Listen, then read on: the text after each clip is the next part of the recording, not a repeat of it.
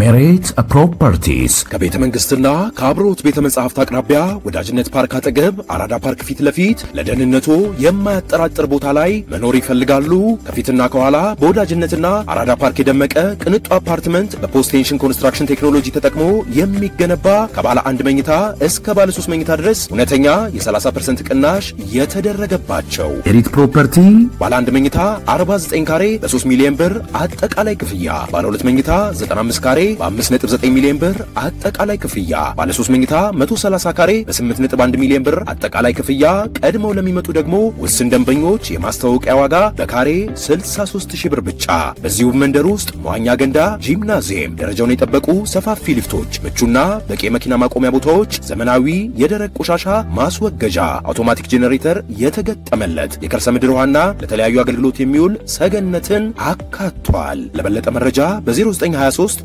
604913 ላይ ይደውሉ። ሜሬት ፕሮፐርቲስ ሜሬት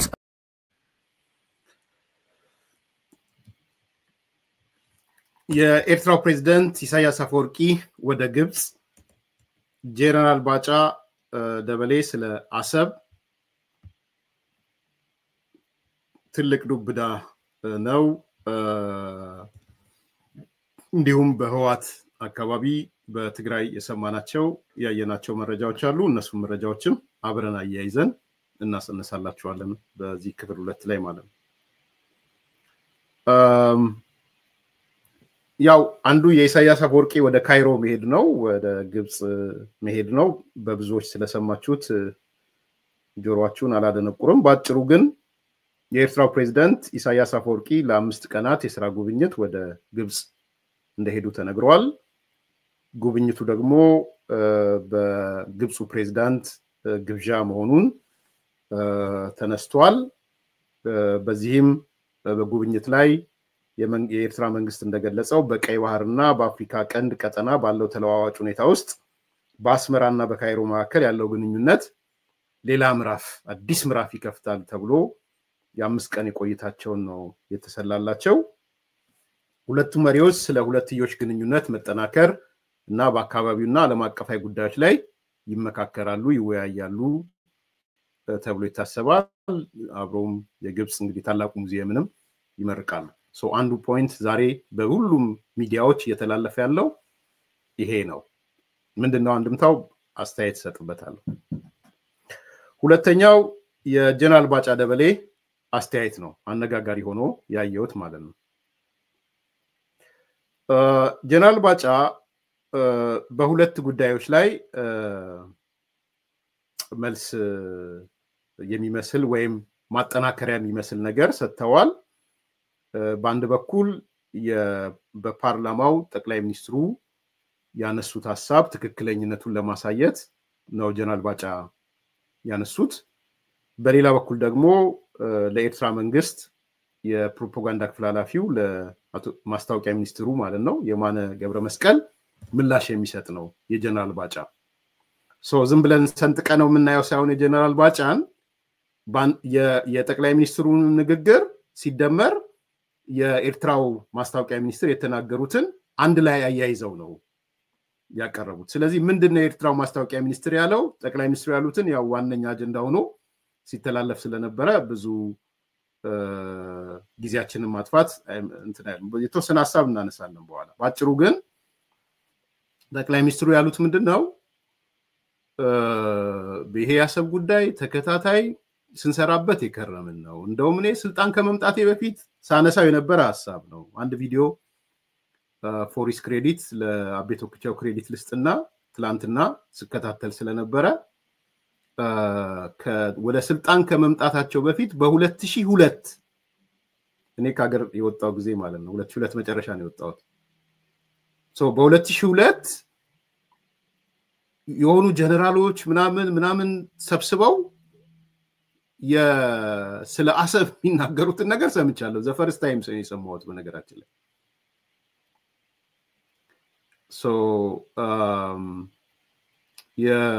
በኢትዮጵያ ነው 2002 ያልኩት መጨረሻ 2003 መጀመሪያ አካባቢ ነው የወጣሁት።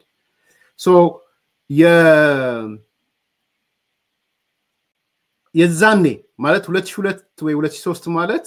ከሞላ ጎደል ወደ 16 ዓመት ማለት ነው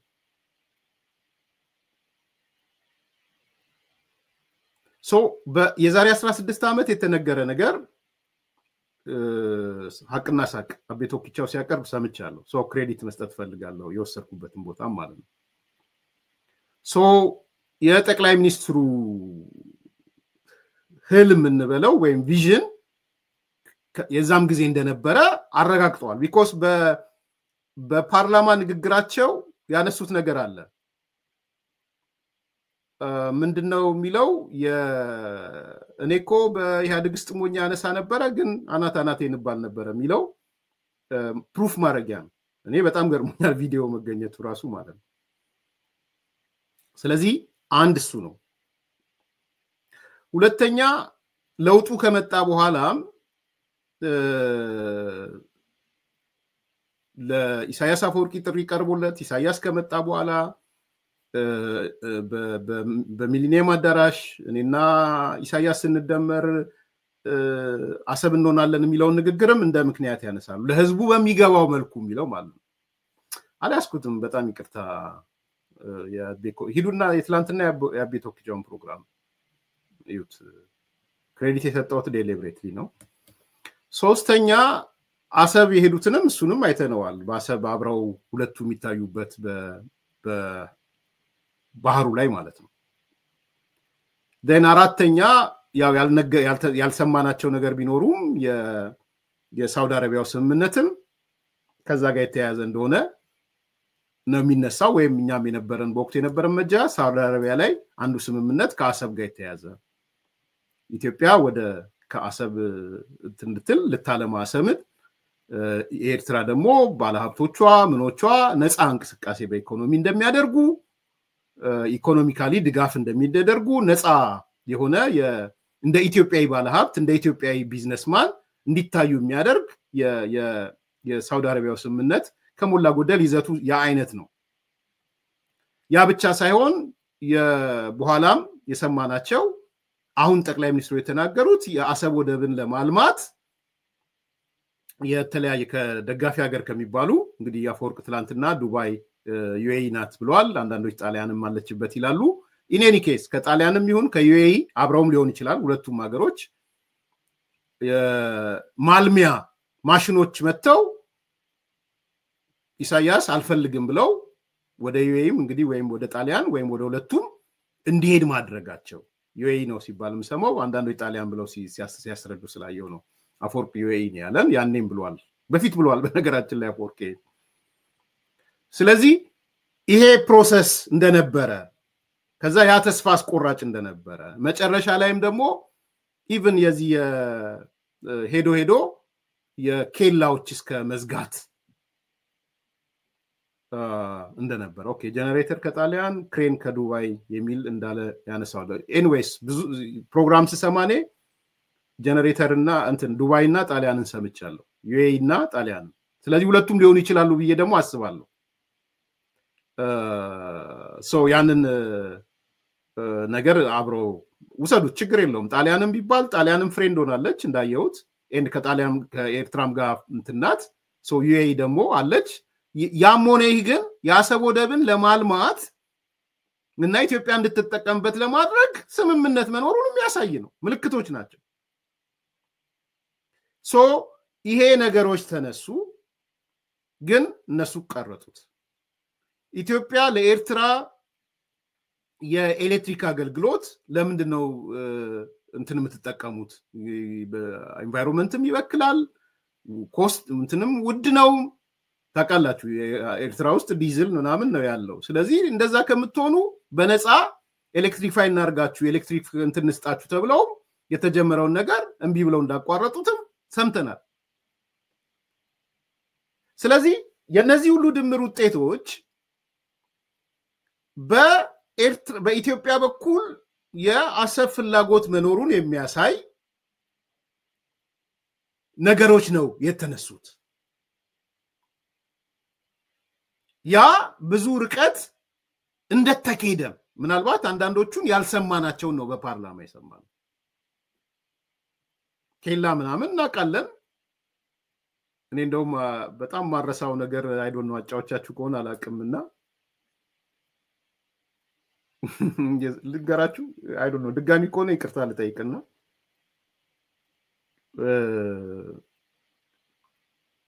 ኬላ ተዘጋ ኬላው አንዱ የተዘጋበት ምክንያት ምን መሰላችሁ በግልጽ እንድታቁት እውነቱ ምንም ማይሸፋፈን እውነት በኋላ መጣበታል ይው ኬላ ቢከፈት ኤርትራ ኦና ነው የምትሆን ምናልባትም የ90 ዓመት ሽማግሌ ምርኩዙን ይዞ የኤርትራን ድንበር ይሻገርና ወደ ኢትዮጵያ ይመጣል የ90 ዓመት ሽማግሌ አትናደዱ ኤርትራ ሰው የኤርትራ የሻቢያ ሰዎች ከልቤ ነው ምነግራችሁ ይሄን የነበረንም ዲስከሽን እኔ ነበርኩ በሚዲያም ዲስከሽኑ እሱ ስለሆነ ነው በነገራችን የ90 ዓመት ሽማግሌ ምርኩዝ ይዞ ከዘራ ይዞ የኤርትራን ድንበር ተሻግሮ ኢትዮጵያ ይገባል ኬላው ክፍት ቢሆን ወጣቱ በአንድ ቀን ኬላው በተከፈተ ሙልጭ ብሎ ወጣ ከኤርትራ ሙልጭ ደነገጡ ሌላ እንዳይመስላችሁ የሚገቡበት ጠፋቸው እንዴ ይሄ ነገር ወዴት ነው የሚሄደው ያንን እንደ እስር ያሰሩት ወጣቱ አይደለም የ90 ዓመት ሽማግሌ ትንሽ ቀን የቀረው ሲታይ ደግሞ ኢትዮጵያውያኖች ወደ ኤርትራ ሄዱ ኢንቨስት የሚያደርግ የለም ምን የለም እነሱ ግን ተሰብስበው ነው የመጡት ኢቭን ውጭ ሀገር ያሉ ኤርትራውያን ኢንቨስት ሊያደርጉ ኢትዮጵያ መጡ ውጭ ሀገር ወንድም እህት ምናምን ያላቸው ኤርትራውያን ብዙዎቹ ስላላቸው እየሮጡ ወደ አዲስ አበባ መጡ ትራንዚት አደረጓት አዲስ አበባ ደነገጠ ሻቢያ እንደዛ ሲንቃት የነበረው ትግራይ እንደዛ ሲያጣጥላት የነበረው ትግራይ ዱባይ ሆናለች ለሻቢያ ትግራይ ዱባይ ሆናለች የት ይድረስባት ሲያይ በየ60 ኪሎ ሜትር ነው 80 ኪሎ ሜትር ኤርፖርት አላት ትግራይ ሲያይ መቀሌ ዩኒቨርሲቲ የሚባል ሃይቴክ ዩኒቨርሲቲ ከኤምቲአይ ምናምን ማይቲ ምናምን ጋር ግንኙነት ያለው ዩኒቨርሲቲ ተገንብቷል ሲያይ መስፍን ኢንዱስትሪያል መሶቦ ሲሚንቶ ኢዛና ማዕድን ቃላሚኖ መስፍን ምንድነው ምናምን ጨርቃ ጨርቅ ፋብሪካ አልመዳ ምናምን የሚባል በኢንዱስትሪ ተጥለቅልቃለች ኤቲኤሙ ለነሱ ኤቲኤም ጋር ፎቶ የሚነሱ ነው ኤርትራውያን ምንድነው ደግሞ ኤቲኤም ብለው እንዴት ገንዘብ የሚተፋ እግዚአብሔር መጣ ብለው ማለት ነው እኔ ፎቶ አይቻለሁ የምሬን ነው ምላችሁ ፎቶ ተነስተው ኤቲኤም ተደግፈው የተነሱትን ፎቶ አይቻለሁ ዝም ብዬ አይደለም ማወር ስለዚህ ትላንትና ትግራይ ምናምን ሲል ሲያንትን የነበረው ነገር ሌላ ዓለም ላይ ናት ለካ ሌላ ዓለም ላይ ኢትዮጵያ ሌላ ዓለም ውስጥ ናት አትሊስት ኢቭን ጭቆና ቢኖርም ምን ቢኖርም ኢትዮጵያ ፖቴንሻል ስላላት አቅም ስላላት የፈለገ ቢበላ ምን ቢል ፖቴንሻሉ ይለውጣል የፈለገ ቢበላ 20% የኢትዮጵያን አቅም ብትጠቀም 80% ብትዘርፍ ኢትዮጵያ አቅም አላት በነገራችን 80% ብትዘርፋት ነው ያልኳችሁ ያለው ዘሄን ደነገጠ ኢሳያስ ወጣቱ ጎርፎ ነው ወጣበት የሚሄድ የለም ከኢትዮጵያ ከረቸሙት ኬላው እና ሁሌ ማስታወሻ ላይ ያለ ታነቧታላችሁ ሁላችንም ይሳት ነው ያለነው ያኔ በተለይነ መሳይ ምናምን በቃ እንዴት ዶክተር አብይ ይነካል ትንሽ ጫፍ ከተነሳ በቃ እኛን ኮርነር የማረግ ምናምን ነው ለጊዜው እዛ ዝርዝር ውስጥ አልገባም ተነካብኝ ነው በቃ የነበረው እንዴት ሆኖ ዘብ ናቸው ጠባቂ ናቸው ምናምን የዜና ክፍልን ኮንትሮል አድርገውታል በኋላ እኔ ደግሞ እንትን ነበርኩኝ መሰለኝ ምንድነው ኦፕሬሽን ማናጀር እና አንዳንድ ነገሮች ያለው ያው ኤዲቶሪያል አልገባም ስልጣኔም ስላልሆነ እና ምን አላቸው ይመስለኛል ከይቅርታ ጋር ማስታወሻ የማየት አለብኝ ዜና ሰራ ምን አላቸው ስማቸው ዜና የሰራው ምንድነው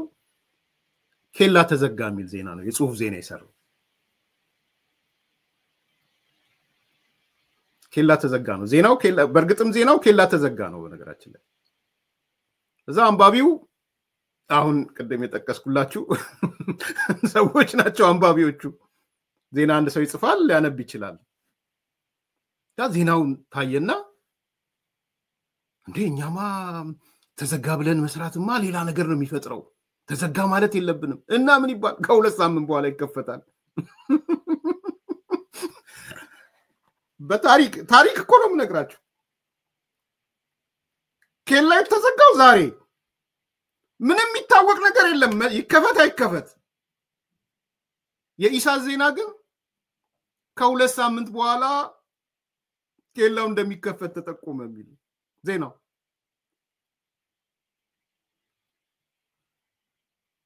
ነው ስንት አመት ሞላው ኬላው አልተከፈተም የለም ኬላው የኛ ዜና ግን ለህዝብ የደረሰው ዜና የዕለቱ ዕለት ኬላው የተዘጋለት ኬላው ተዘጋ ሳይሆን በሁለት ሳምንቱ መሪ ዜና እነዚህ ኒውስ የሚሰሩ ሰዎች እንትን የሚሉት ነገር አላቸው ሄድላይን ምንድነው አስረዱኝ እኔ ጋዜጠኛ አይደለሁ ይሄ ሰዎች ላይ ካቺ የሚያደርገው ርዕስ ማለት ነው እሱ ወሳኝ ነው እንግሊዘኛውም ያማርኛውም እንግሊዘኛውም ብዙ ትዝ አይለኝም ግን ከሁለት ሳምንት በኋላ ኬላው ይከፈታል የሚል ዜና ነበር ዜናው ምንም እኮ መከፈት ይከፈታናቅ ምናናቅ ግን እንዴት ተብሎ ኬላው ተዘጋ የሚል ዜና እንዴት ይሰራ በወቅቱ ዛሬ ቢሆን አስቡት አላነብም እንዲህ አይነት ዜናማ ተብሎ ዜናው ተሰርዞ ተቀይሮ ርዕሱ ሄድላይን ማለት ነው አዎ ተዘራ ከምሬ ነው የምላችሁ እኔ የምሬ የእውነቴን ነው የምነግራችሁ ና ኤኒዌይ ዜናው ተላለፈ እስከዛሬም ኬላው አልተከፈተም ኢትዮጵያኖች ግን አይሄዱም ኤርትራኖች ናቸው ጎርፎ ነው የሚወጡት ለምን ይሄን ነው መጠየቅ ይሄን ጠይቁ ግዴላችሁ እንደገና የህዝቡ ፖፑሌሽኑ እየወረደ መጣ ለምን ፍልሰቱ እዚህ አዲስ አበባ ኢትዮጵያ ድረስ ስንት ኤርትራዊ ይመጣው አይደለም ለምን ነው የሚመጣው ለምንኛ ወደዛ አንሄድም በነገራችን ላይ ለምን አንሄደው there is no future እናቃለና የትኛው ስራ አድል ነው ኤርትራ መንግስትም ደግሞ ሶርት ኦፍ ሆስታይል አይቀበልም እዛ ኤርትራ አይደል ተቀጠር የትኛው ስራ የትኛው ኩባንያ ኤርትራ ፈርስት ነው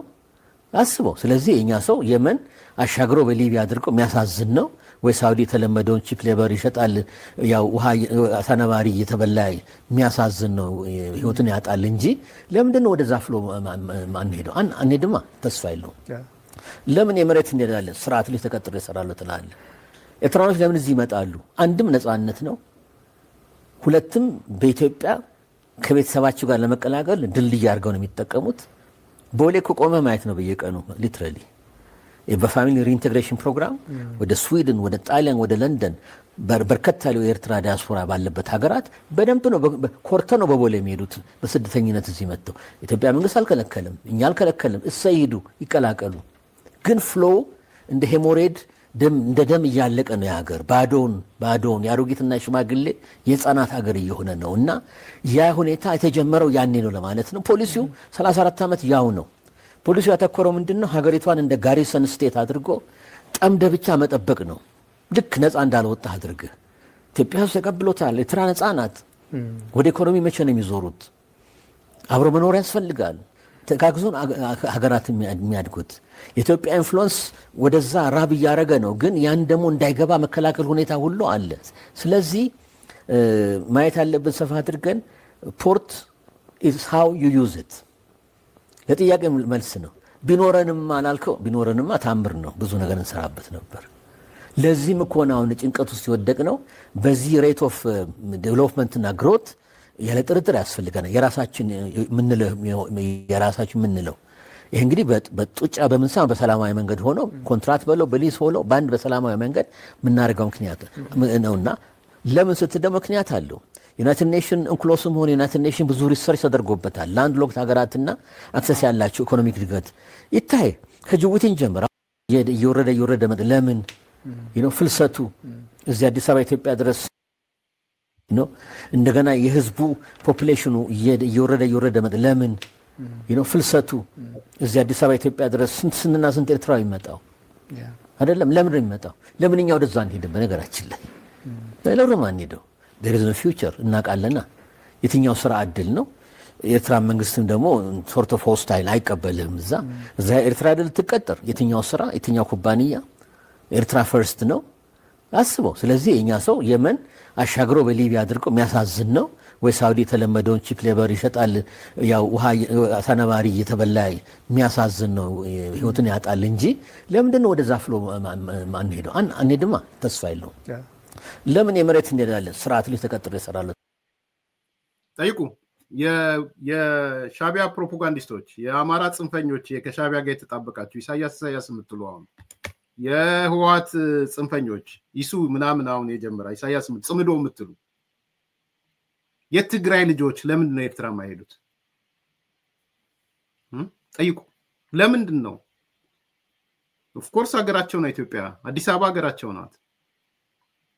ለምንድን ነው የትግራይ ወጣቶች የትግራይ እናቶች የትግራይ አባቶች ሀብት ካላቸው እንኳን ጎርፍ ሆነው ወደ አዲስ አበባ ጎርፍ የሚሆኑት ለምንድን ነው ጠይቁ ራሳችሁ ለምን ወደ አስመራ አልሄዱም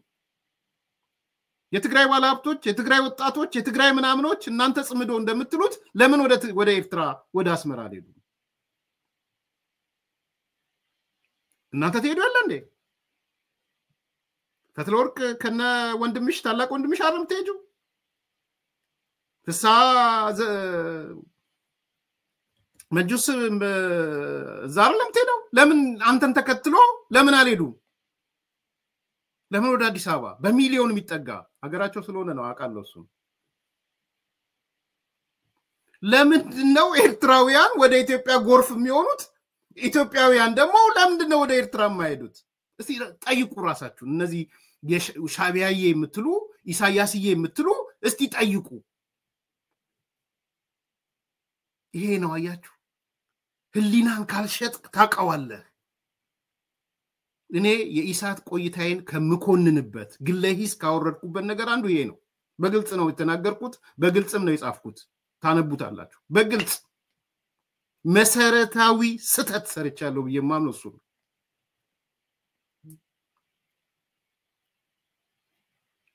የኤርትራ ጉዳይ የኛን ሰው እስከያዘልኝ ድረስ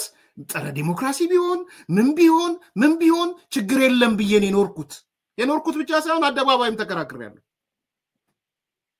ያንድ መድረክ የኤርትራውያን ምናምን መድረክ የሚባል የቪዥን ኢትዮጵያ ላይ ኦፍ ኮርስ እኔ ፖሊሲውን ያነሳሁት በወቅቱ ግን at the same time የሆነ የኤርትራ ወጣት ልጅ መጥቶ እኔን ሪፈር ያረገ ወዲ ሻቢያን ሪፈር ያረገ ነፍሳቸውን ይማርና አቶ አምባሳደር ካሳ ከበለ ሪፈር ያረገ የኤርትራ አይነት ስርዓት ኢትዮጵያ ውስጥ ቢኖር ደስተኞች ናችሁ ብሎ ነው የጠየቀን መልስ የለንም ከምር መልስ የለንም ኤፍሬም ወደቦ ወዳጄ ነው ሁለት ሶስት ዴሊብሬት ይጠይቃሉ ኢንተርቪው ማድረግዋለሁ አብረን ምሳ ምናምን በልተናቃለን ይንዘፈዘፋል ስለ ኤርትራ ሲያወራ ከምሬ ነው ይው አሜሪካን ያለው አይደል ይንዘፈዘፋል ፕሮፌሰር ብራኑ አግኝቼዋለሁ ከዚህ በፊትም ነግራቸዋለሁ ሁለት ሶስት እኔ እሱ አቶ ታማኝ በየነውን አብረን አውርተናል አምሽተናል ይንዘፈዘፋል ፕሮፌሰር ብራኑ ዛሬ ላይ እናገር ይችላል ምን አይነት ላይፍ እያሳለፉ እንደሆነ ማለት ነው ይሄን የተነገረው ባይዘው በጠቅላይ ሚኒስትሩ የተነገረው ነገር እኛ ስንለው የነበረው ነገር ነው የተነገረው ሶ ኮፒ የተደረገው ዛሬ እነ ሚስተር ጀስቲፋየር ግራንድ ጀስቲፋየር ምጡቅ የፖለቲካ ዕውቀት ያላቸው ኤርትራውያን ያለን ይልቃል ይሄ ነው ምጡቅ እኮ ነው ያላቸው ይልቃል ፖለቲካውን የሚዘውሩ ፖለቲካውን የሚያውቁ እኔ ግለ ሂሳብ ርጄበታለሁ በፍጹም አልመለስበትም ኤንድ አልተመለስኩበትም ጦርነትም ሻቢያ ሲገባ I am the one ወጥቼ ይሄ ኢሳያስ ከገባበት አደጋ ነው ያልኩት የተጠመድኩትም አደጋ ላይ ወደድኩትም በዛ ነው የተሳደድኩትም በዛ ነው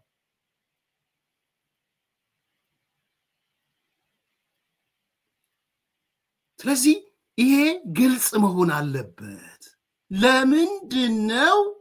ኤርትራውያን ወደ ኢትዮጵያ ኢትዮጵያውያን ወደ ኤርትራ ለምንድነው የማይሄዱት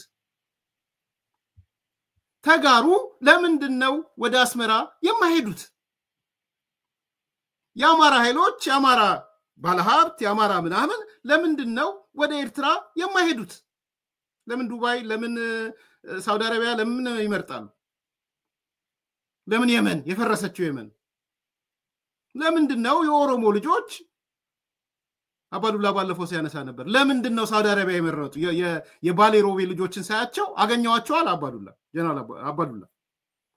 ለምን ኢሳያስ ጋር ሄዱም ለምን ኤርትራ ሄዱም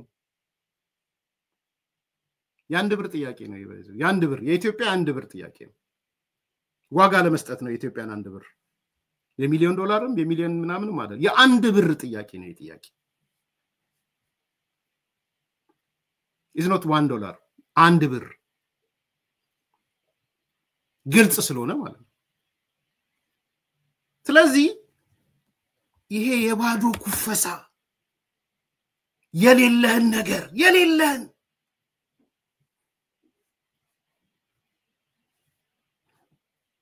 እኔ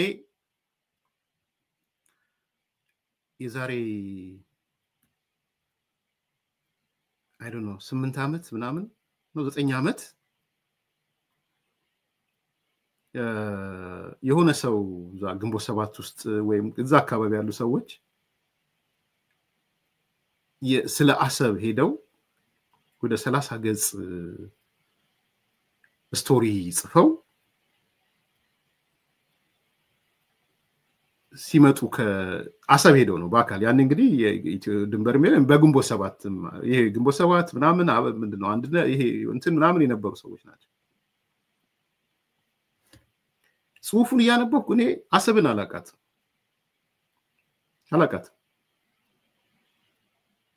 ምኞቴም ታስታውሳላችሁ እኔ አዲስ አበባ ሜዳ አልነበረም ለውጡ ሲመጣ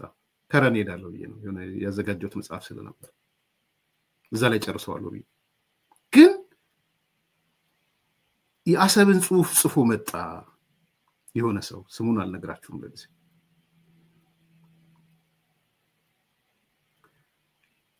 ይሄ ስለ ሰፈራችሁ አሁን ወይራ ሰፈር አንዳንዴ እንባዬ ይመጣል የሆነ ነገር ሲሆን even ፖዚቲቭ ነገር ሲሰማ ውስጤ የሆነ ነገር ይረበሻል ተውታ አዲስ አበባ ሚሊዮን ልተውና ወይራ ሰፈር ምናምን ሲባል አሰብን አላቃትም ያንን ጽሁፍ ያነበብኩ ግን እንደ ወይራ ሰፈር ነው ውስጤ የተላወሰው ይዋሽዋችሁ አይደለም አልቅሻለሁ the ghost city ነው የሚለው ራሱ ማለት ነው the ghost city እና is really ምናልባት አጻጻፉ ሊሆን ይችላል የጽሁፍ ውበትም ነበረው ግን በቃ የሆነ እንዳል ይሄ የኖራችሁበት መንደር አስቡትና መንደራችሁ ጎስቶ ነው አስቡት ወይራ ሰፈር ጎስቶ ነው ማለት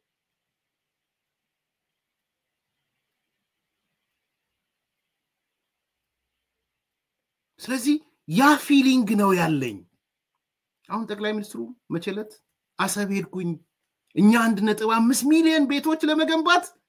እናስባለን አሰብ ላይ ግን ቤታየው በራየው ሰው የለም እውነት ነው ምናልባት ያን ጽሁፍ አንብቦት ሊሆን ይችላል አላቅ እኔ አላቅም ማቀው ነገር የለኝ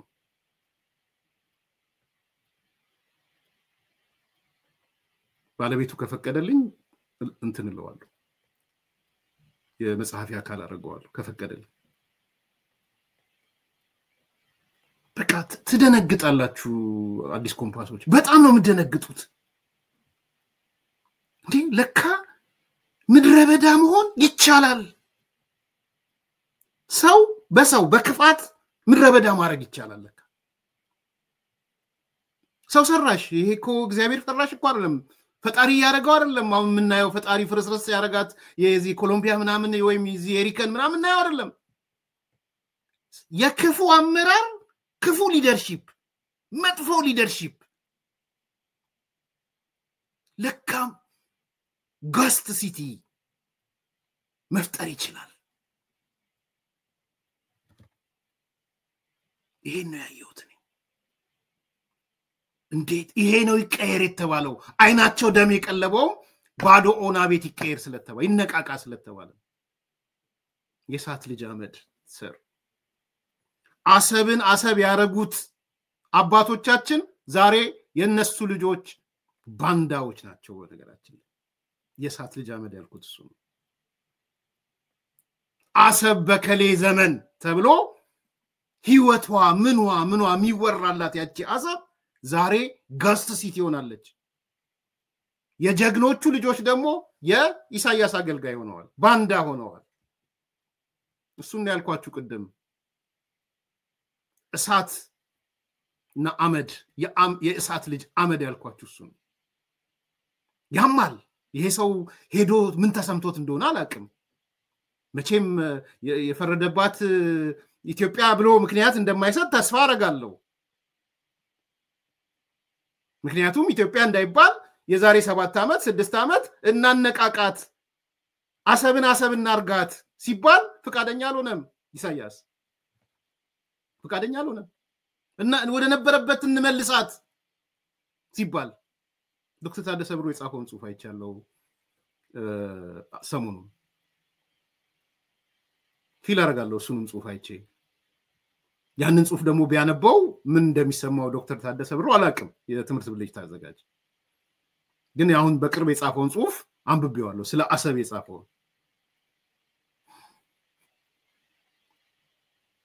ባገኘው ልክለታለሁ ያንን ጽሁፍ ቅድም ያልኳችሁን ልክለታለሁ ካገኘው ስለዚህ ይሄ ነው እውነታው ወደ ጀነራል ባጫ ልመለስ ጀነራል ባጫ ይሄንን እውነት ነው መጥቶ ይጻፈው ልክ ነው ጠቅላይ ሚኒስትሩ ከመጀመሪያ ጀምሮ የአሰብ ፍላጎት እንደነበራቸው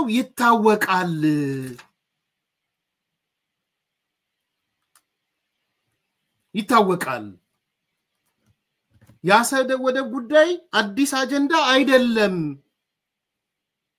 ከዚህ ቀደም በጠቅላይ ሚኒስትሩ ዶክተር አብይ አህመድና በኤርትራው ፕሬዝዳንት ኢሳያስ አፈወርቂ መካከል መግባባት የተደረሰበት ነበር ይሄ ጀነራል ባጫ ጽሁፍ ነው ይቀጥላል ጠቅላይ ሚኒስትሩ ከፕሬዝዳንት ኢሳያስ ጋር በሚሊኒየም አዳራሽ በተካሄደ አንድ ዝግጅት ላይ እኔና ኢሱ የምንጋራው አሰብን ነው ማለታቸው ትክክል ነው ብለዋል ፕሬዝዳንት ኢሳያስም ይህንን ሐሳብ እጃቸውን ግንባራቸው ላይ በማድረግ እንዲያረገ ነው አይታችኋል ለመደገፍ ማለት ነው ልቡንም የመታ አሰብን ለኢትዮጵያ ሕዝብ ለማካፈል ገልጸው ነበር በመሆኑም የአሰብ ጉዳይ አሁን በድንገት የተነሳ አዲስ አጀንዳ ሳይሆን ከዚህ ቀደም በሁለቱ መሪዎች መካከል መግባባት ላይ የተደረሰበት ነው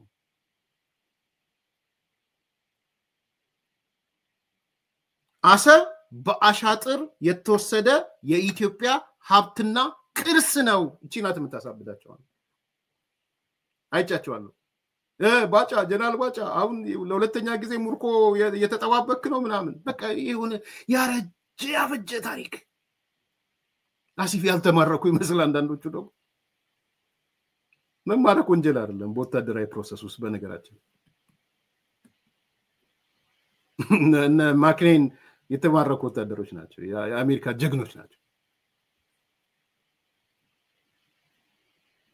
መማረክ ስብሃትም ተማርኳል እኮ በቅርብ እንደዚህ የሚሉት የስብሃት ሰዎች ናቸው መማረክ የሚያወሩት እነዚህ አዳዲሶቹ ድመቶች ስብሃት ተማርኳል ያንተ አለቃ ተማርኮ ያውም አልተገደለም እንግዲህ ኢሳያስ እንትን ብሎለት ይሆን አላቅም ወጥቷል ሌሎቹ ሲሞቱ ኢሳያስ ሌሎቹን ሲገል ስዩም መስፍንን ሲገል ባለይ መረጃ አባይ ጻየን ሲገል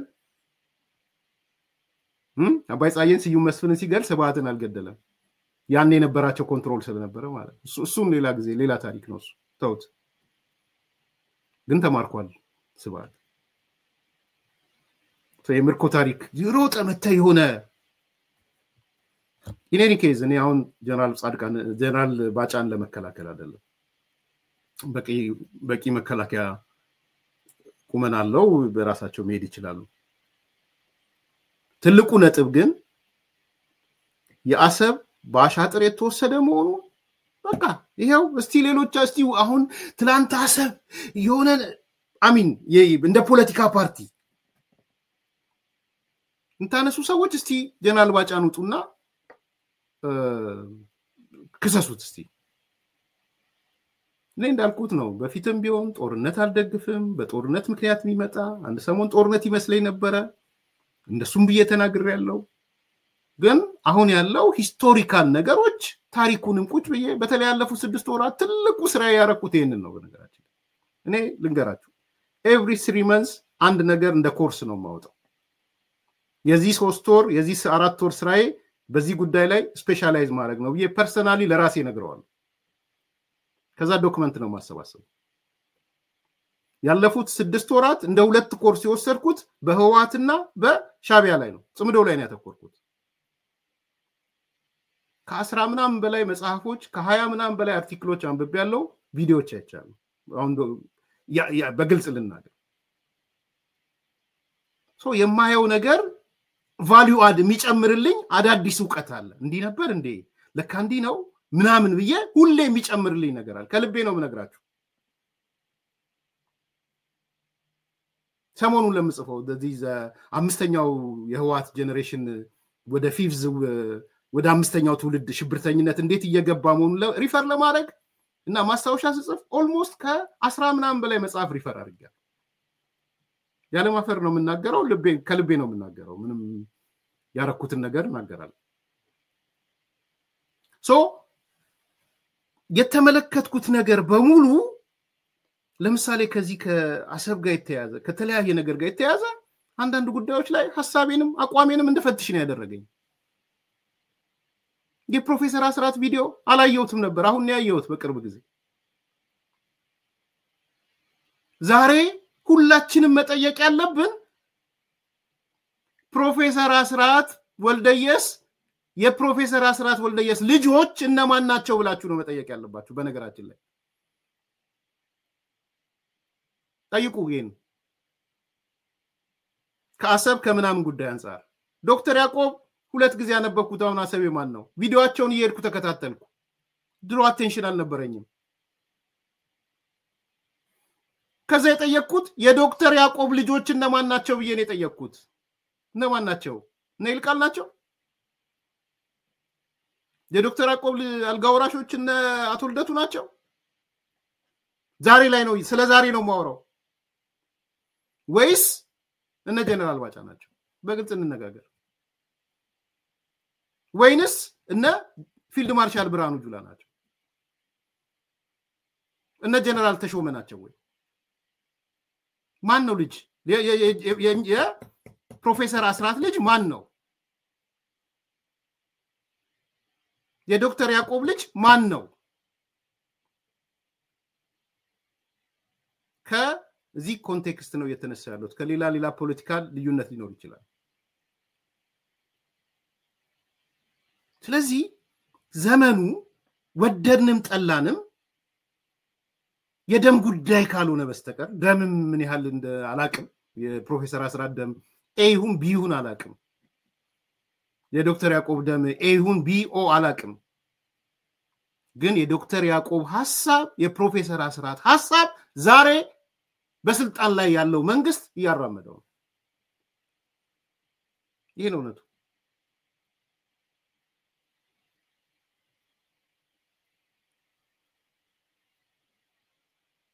ይሄ ነው እውነቱ ከገባንበት አንግልም አንፃር ስናየው ከገደባንበት ማጥ አሁን ከሚደረገው በተለይ የህዳሴ ግድቡ በመገንባቱ ግብጽ ከምታረገው በፊት ያን ያህልም አልነበረም እኛ እንደ ፖሊሲም የተጠመቅንበት ነገር ሌላ ነው ግን አሁን ግብጽ ከምታረገውም ነገር ተነስቼ ሳይ ለመዝጋት ጅቡቲን ለመዝጋት የሆነ ነገር ለመዝጋት ምናምን የምትሄድበትን ነገር ሳይ ኦፍ ኮርስ ህሉና ጉዳይ ይሆነ ይዷል ሸቀጥ አይደለም አሁን የግመል መጠጫ አይደለም አሁን የህሉና ጉዳይ ሆኗል አሁን ስለዚህ ዛሬ እነ ባጫ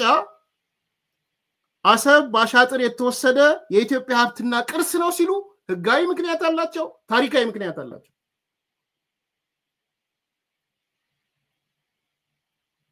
ጎትተ ማምጣት ነው ፕሮፌሰር አስራትን ጎትተ ማምጣት ነው ዶክተር ያዕቆብን ጎትተ ማምጣት ነው አምጣ ሰነድ ማለት ነው ጠቅላይ ሚኒስትሩ እንደጠየቁት አምጣ ሰነድ የተወሰደበትን ሰነድ አምጣ እኔ እኮ ሩቅ አትዱ ብያለሁ አንዳርጋቸው ጽጌን ጎትቶ ማምጣት ነው እኮ ብያቸዋለሁ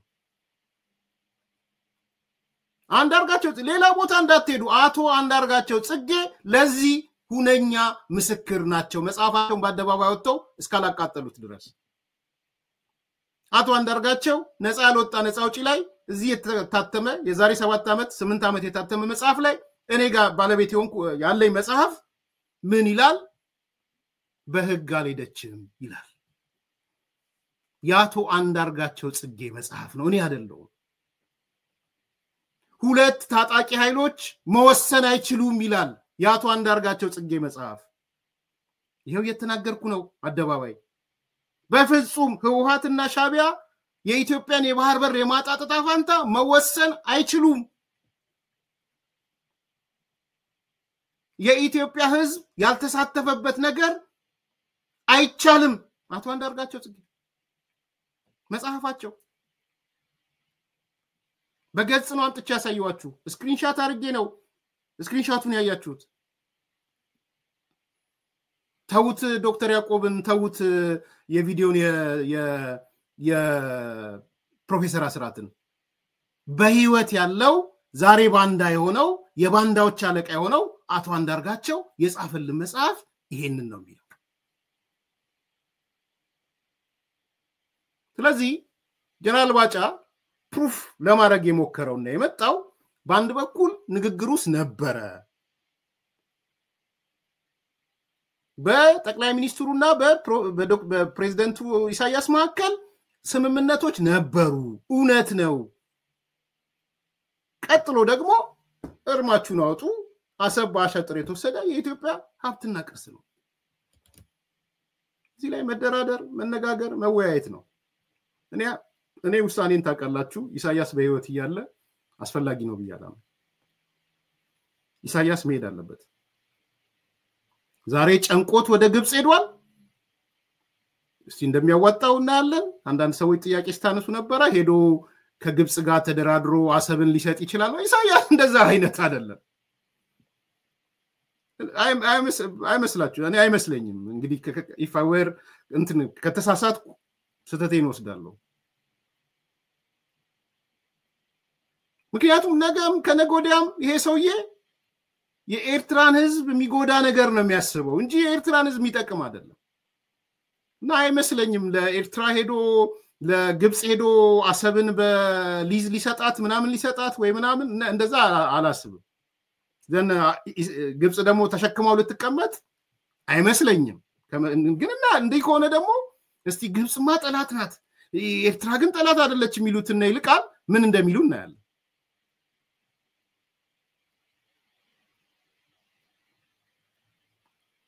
ርዕሱ የነፃ ያልወጡ ነፃዎች ነው የሚለው ባስቡ አሳያችሁ ነበር ብዙ ጊዜ አንስቼው ነፃ ያልወጡ ነፃዎች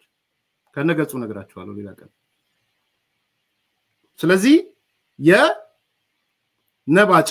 ያነሱት ነጥብ ጀነራል ባጫ ያነሳው ወይም ያነሱት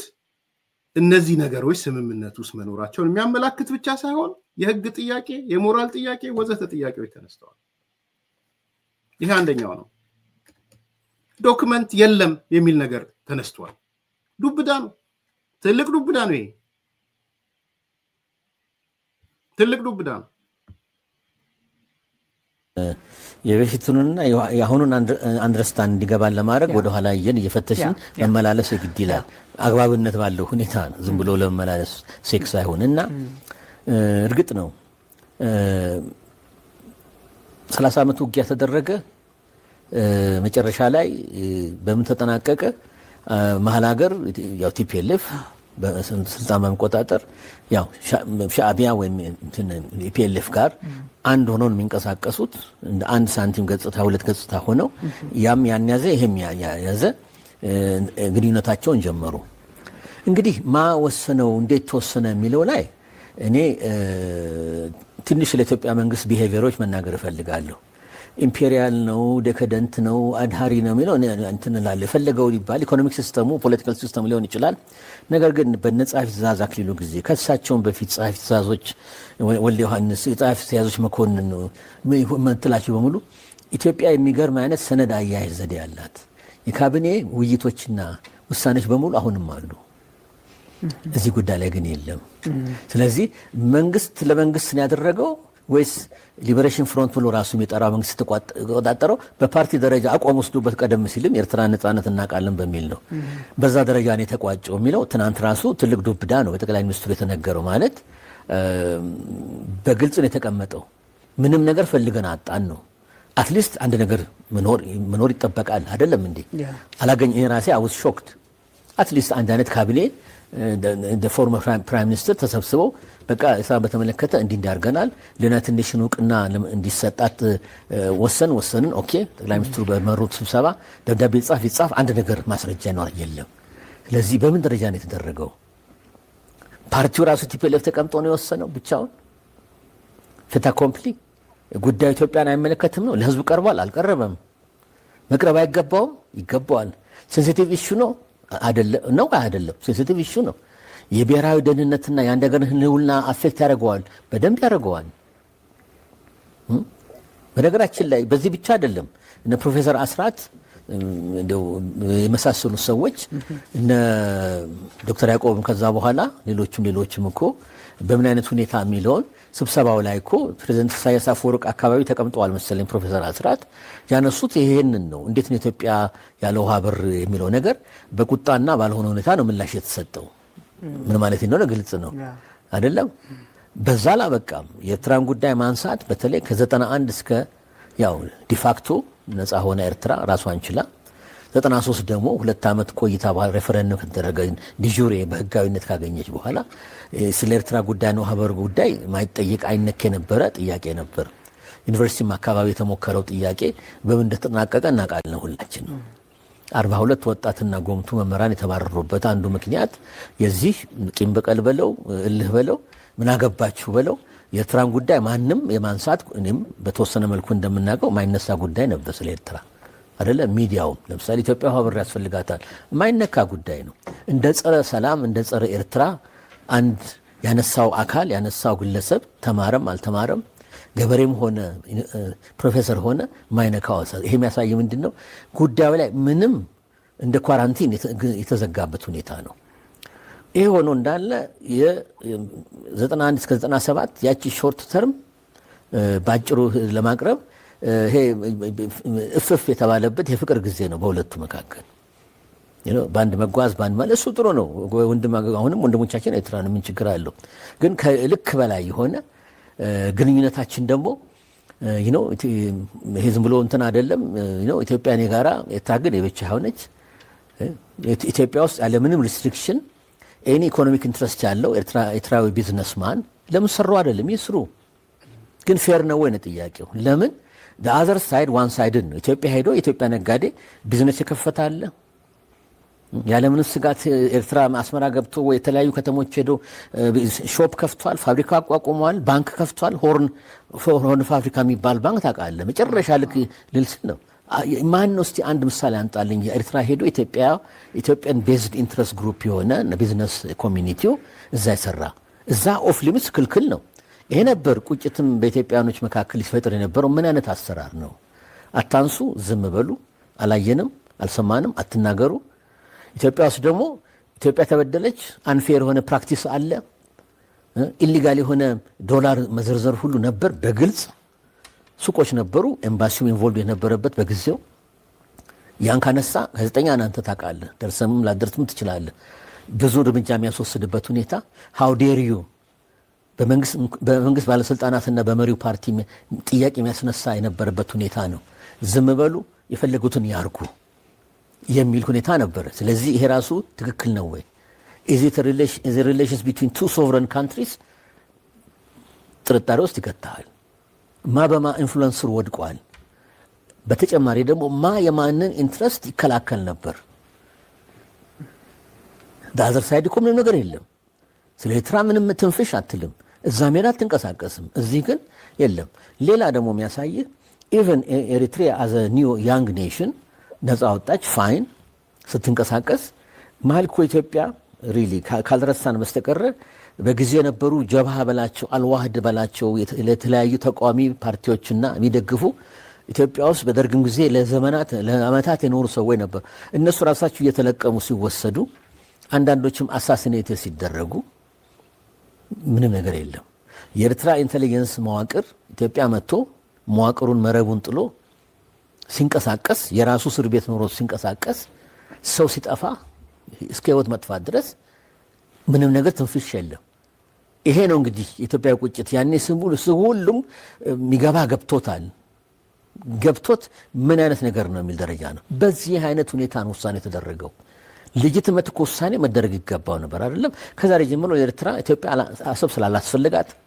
የኢህአዴግ መንግስት እንደ መንግስት ኤርትራ የምትባለው ሀገር ከነፖርቷ ምንም ጥያቄ ላለማንሳት እንዲህ ስለወሰነ እንዲህ ብሎ እኮ ኖርማቲቭ ሆና ሊጋል የሆነ ውሳኔ ያስፈልጋል ይሄ መሰለኝ ትናንት የተነሳውና አይ ቲንክ ስለጅትመት ኩዌስችን እና ባክግራውንድ ስቶሪውን እና እንትኑን ማወቅ አለብን ምለው እንደገና አሁንም መርሳት የለብን እቺ ሀገር የትናንት ሀገር አይደለችም ቀይ ባህር ቤታችን ነበር 34 ዓመት ዲናይድ ሆነ እንጂ ቀይ ባህር ቤታችን ነው የነበረን ኔቪ ዝም ብሎ አይደለም ከየመን የሚበልጥ ከሱዳን በወቅቱ የሚበልጥ ጠንካራ የሆነ ኔቪ በደም ዌስተርን ትሬንድ የሆነ ዩሮፒያን ትሬንድ የሆነ ኦፊሰሮቻችን በአለም ካሉ የተባሉት ምዕራብ ኔቨል ቤዞች ሄደው የሚሰለጥኑ ሃይሊ ኳሊፋይድ የነበሩ ራሱን የቻለ ኃይል ከብዙ ጦር መርከቦች ጋር የነበረ የትሬኒንግ ኮሌጅ ትሬኒንግ ስኩል የነበረው ተቋም የነበረው እንጂ ዝም ብሎ ሁለት መርከብና አንድ ጀልባ ያንቀሳቀሱ ኔቪ አለኝ ማለት ሁኔታ አልነበረ ማንም ይመስክር በዛነት ሁኔታ ነበር ማለት ነው ትክክል ነው ፕሮፌሰር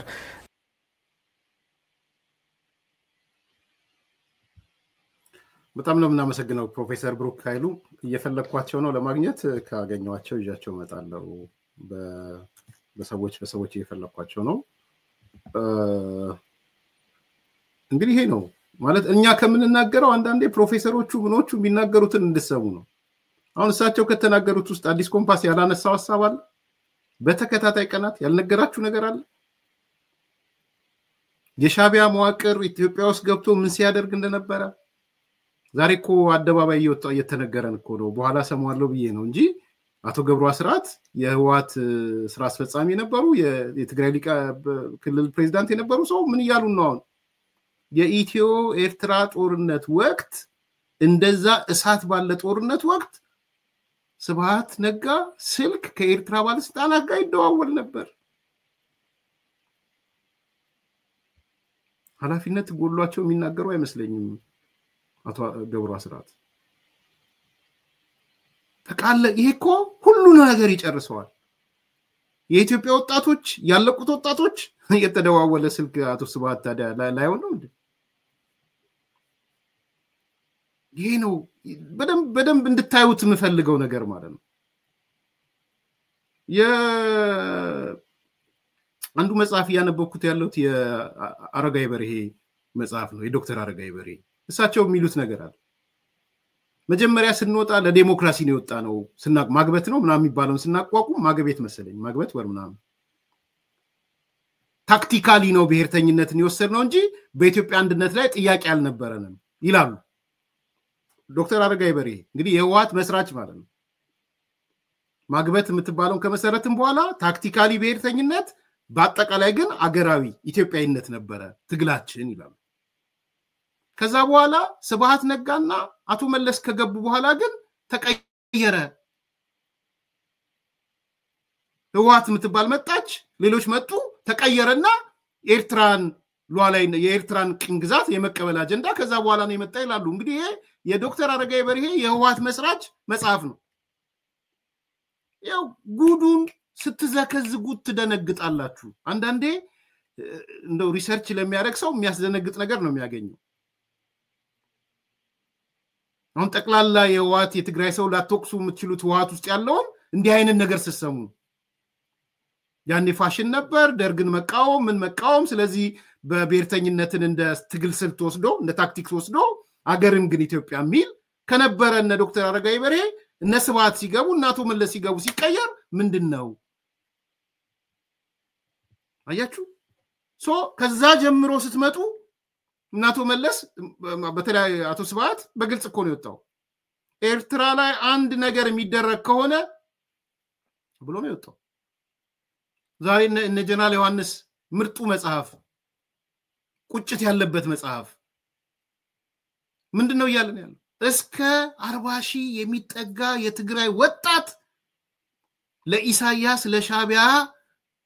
የጥይት ማብረጃ ሆኗል ነው ይያልን ያለው አድርገነዋል ለትግራይ ህዝብ ግን እንሸውደው ነበር ስልጣና እየወሰዱ ነው ምን እየወሰዱ ነው ይያልን እኛ ግን እንገብራቸው ነበር የጥይት ማብረጃ እናረጋቸው ነበር ከዛስ ስልጣን ተያዘ አሁን ፕሮፌሰር ብሩክ አነሳ እኔ ቪዲዮን አየሁት እሱን አይቼ ነው ጻፍኩት ፕሮፌሰር አስራት ቁጭት ይዟቸው ሲናገሩ ይሄ ማንዴት የለውም ፕሬዝዳንቱ በወቅቱ አቶ መለስ ነው ይሄ ማንዴት የለንም የህዝብ እኩልና የለንም እኔ መጣሁት ከዩኒቨርሲቲ ነው የወከልነው ሰው የለም ዘላቂ ነገር ችግር የሚያመጣ አንወስን ክቡር ፕሬዝዳንት ህጋችን እሱ ነው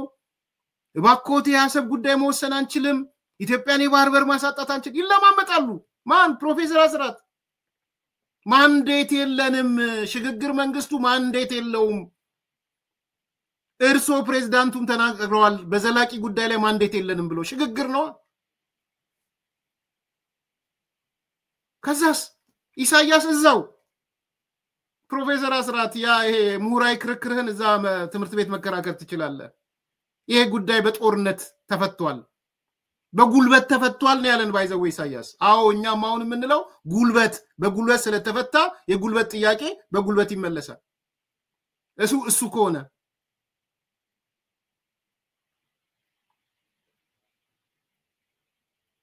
አይገርመኝም እኔ ስለማይገርም ለእናንተ ብዬ ነው ኤርሚያስ ሰባት ከኢሳት ኤርትራዊ ብሔርተኛ ነው ለምን ይገርማል ስልክ አይገርመኝም ሸፍጡን ነው የነገርኳችሁ ያለሁት ማለት ያ ያለቀ የኢትዮጵያ ወጣት እንዴት እንዳለቀ የጾረና ጦርነት እንዴት ፌል አረገ አንዳንዴ በጣም ባይዘው የጾረና ጦርነት በጣም ነው የሚዘገነን በጣም እኔ ሚሊቴሪው ጋር ቅርብ ነበርኩ ወታደሮቹ ጋር ቅርብ ነበርኩ ሲነግሩን በቃ መፈጠር የሚያስጠላ ነው የጾረና ጦርነት በነገራችን ይሄም ቀደም ባለፈው አንብቡት ይሄን መጽሐፍ ለነጻነት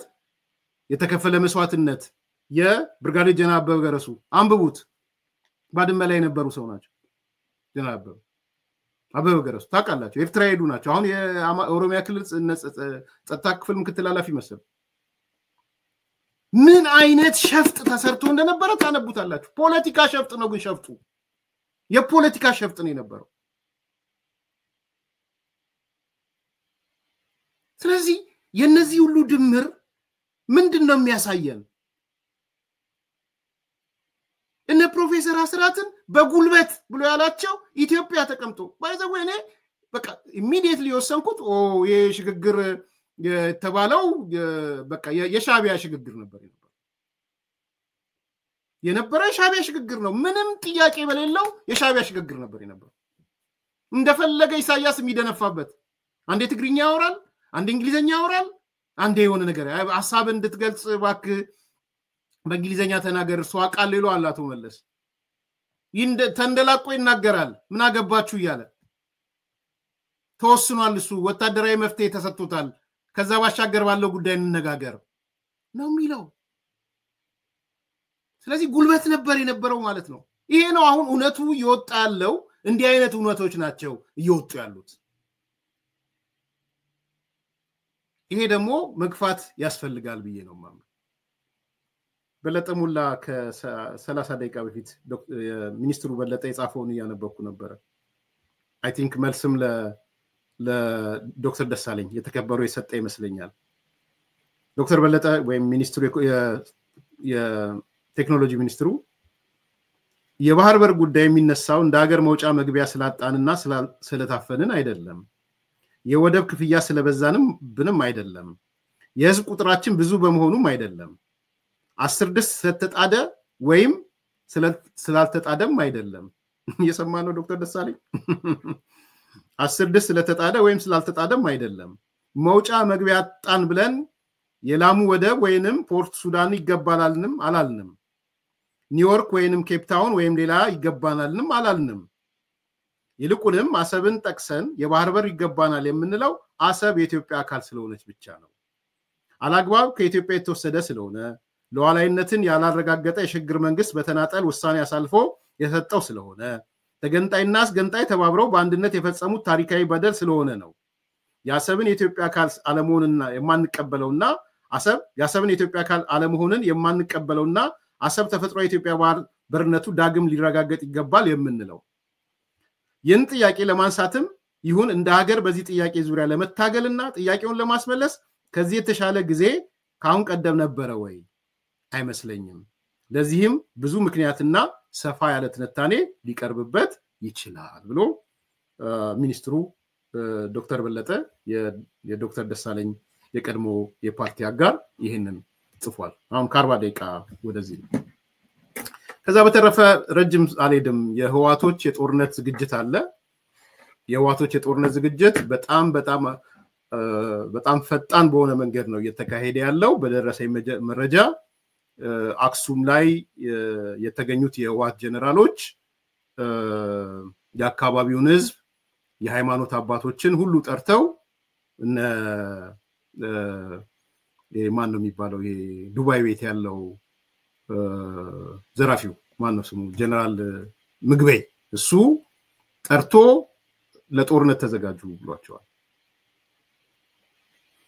የሚገርመው ቀሳውስት ሁሉ ነው የጠሩት። ቄሶች ጠርተው ህዝብ ጠርተው ነው ለጦርነት ተዘጋጁ የሚል የነገራቸው። ጀነራል ታደሰ ወረደም አጣብቂኝ ውስጥ መኖራቸውን ሰምቻለሁ። መኪናቸው መደብደቡም አንዳንድ መረጃዎች እየወጡ ነው። መኪናቸውን በድንጋይ ተደብድቦ ሹፌሮቻቸው ምናምን ጋር ችግር ውስጥ እንደነበሩ ይሄን ደግሞ እየሰራ ያለው በዋናነት ተሳመንጁስ ነው የሚል ምክንያቱም ለማባረር አሁን ጦርነቱን ለመጀመር ያቆበቆቡ ስለሆነ ያው መሃል ላይ የሚጫወተው ጀነራል ታደሰ ወረደ ነው በሚል ዛሬ መኪናቸው ተደብድቧል ነው የሰማሁት። በኋላ ዝርዝር ነገር ሳረጋግጥ ይዤላችሁ እመጣለሁ። ነገር ግን እነ ምግበይ ሌሎቹ ጀነራሎች ህዝብ ሰብስበው ቄሶች ሰብስበው ለጦርነት ተዘጋጁ የሚል ነገር ነው ያደረጉ ያሉት። ለጦርነቱን በቅርብ ቀን ይለኮሳል ተዘጋጁ ብለው እንግዲህ ይሄ የምታዩት ፎቶ ይሄ የምታዩት ነው። አንዱ ፎቶ ይሄ ነው። መሃል ላይ ያለው ምግበይ የሚባለው ነው። ምን ያደረጉ እንደሆነ እንድታዩት ፈልጋለሁ። ሁለተኛ ቀሳውስቶች የሰበሰቡበት ፎቶም ይሄን ይመስላል። ይሄ ፎቶ ነው እንግዲህ ቀሳውስቶች ሰብስበው ባርኩልን ወደ ጦርነት ልንገባ ነው የሚል ቅስቀሳ ነው ያደረጉ ያሉት። ይሄ ሁለተኛው ፎቶ የምታዩት ነው። ሶስተኛ ይሄ ፎቶ አለ። ይሄ የምታዩት እዛ ያሉትን የዛሬው ስብሰባ ላይ የተቀመጡትን ነው። ጀነራሎቹን ምኖቹም ማለት ነው የምታያቸው። ስለዚህ ወደ ጦርነት ለመግባት የመጨረሻውን ፊሽካ እየነፉ ያለበት ቀሳውስቶቹ ደግሞ ባርኩልን ወደ ጦርነት ልንገባ ነው ወጣቶችን አሳምኑልን ብለው ነው ቀሳውስቶቹን የጠሯቸው። እንግዲህ ይሄ ነገር ወዴት እየሄደ እንደሆነ እንድታዩት ነው የምፈልገውና ምንድነው እየሆነ ያለው? ምንድነው እየተደረገ ያለው? ይሄ አይነት እንቅስቃሴ ወዴት ነው? ይሄ እንግዲህ አክሱም ነው ያለኝ መረጃ በአክሱም የተከናወነ ነው። በዋናነት ቅስቀሳውን ያደረገው ይሄ ጀነራል ምግበይ የሚባለው ነው ያደረገው። ተዘጋጁ ቄሶቹን እያንዳንዳቸውን ልጆቻችሁን ባርኩና ስጡን አስተምሯቸው የሚል ነገር ነው ያደረጉ ያሉት። እንግዲህ ልብ ያለው ልብ ይበል፣ ህሊና ያለው ህሊናው ይስማው። እነዚህ ሰዎች ይሄዱበት ያለው መንገድ እስከዚህ ርቀት ነው። አንዴ ከተጀመረ በጣም አስቸጋሪ ነገር ነው ሊመጣ የሚችለው። አሁን ሞክሯት ምናምን የሚል ፉከራ ሰማለሁ። ለምንድነው ማሞክረው ለምንድነው ማጀምረው ምናምን የሚሉ ፉከራዎች በዛ ሳይድ እነዚህ አዳዲሶቹ ድመቶች እየሰማው እድሜ ለጽምዶ